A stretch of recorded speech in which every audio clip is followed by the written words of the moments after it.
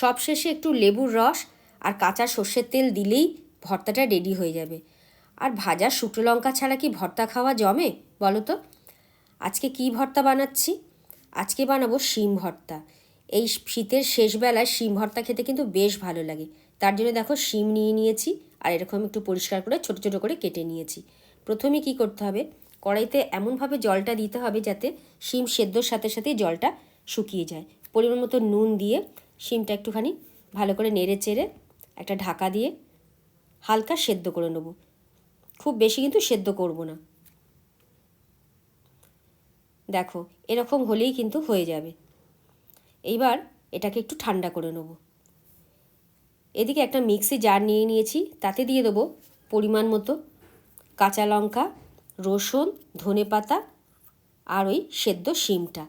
লঙ্কাটা কিন্তু একটু বেশি করে দিও, ঝাল না হলে খেতে কিন্তু একেবারেই ভালো লাগবে না। এইবার হালকা একটা পেস্ট বানিয়ে নেবো, খুব মিহি করার দরকার নেই।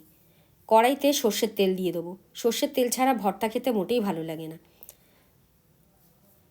তেলে ফোড়নে দিয়ে দেবো শুকনো লঙ্কা আর কালো জিরে। ব্যাস ফোড়নটা একটু রেডি হলেই এইবার ওই শিমের পেস্টটা দিয়ে দেবো। ভালো করে মিক্সি জারটা কাচিয়ে দিয়ে দিলাম। এইবার হাই ফ্লেমে রান্নাটা করে নেব।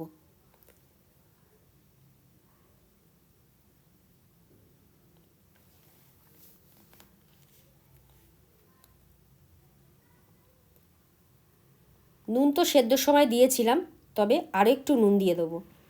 দিয়ে আবার ভালো করে নেড়ে নেব। এই ভর্তাটার মধ্যে রসুন, ধনেপাতা, কাঁচা লঙ্কা সব কিছু দেওয়া আছে। সব কিছু মিলিয়ে একটা এত অপূর্ব ফ্লেভার হয়, না বানালে কিন্তু বুঝতে পারবে না। আর একটু ঝাল বাড়াবার জন্য দিয়ে দেবো একটু গোলমরিচ গুঁড়ো। এতে কি হবে, একটা সুন্দর ফ্লেভারও আসবে, ঝালটাও আর একটু বেড়ে যাবে। আর দিয়ে দেবো অল্প চিনি। ভর্তা একটু চিনি না দিলে কিন্তু খেতে একেবারেই ভালো লাগে না। ব্যাস আবার একটু নেড়ে চেড়ে রান্না করে নেবো। বারবার কিন্তু একটু নেড়ে নিতে হবে যাতে তলা পুড়ে না যায়। এইভাবে নাড়তে নাড়তে যখন দেখবে কড়াই থেকে একেবারে ছেড়ে আসছে, তখনই বুঝতে হবে তোমার ভর্তা একদম রেডি। এখনও কিন্তু অনেকটা শুকনো হওয়া বাকি আছে।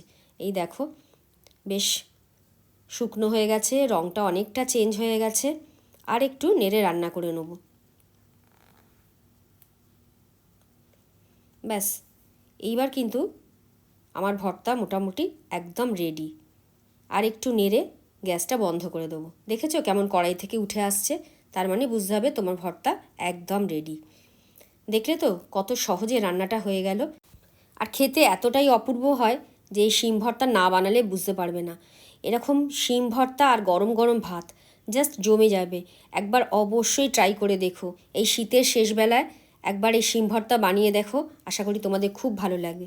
ভালো লাগলে একটা লাইক করে দিও আর কমেন্ট করে জানিও তোমাদের কেমন লাগলো। আজ এই অবধি, ফিরবো আবার নতুন ভিডিওর সাথে। সবাই সুস্থ থেকো, ভালো থেকো।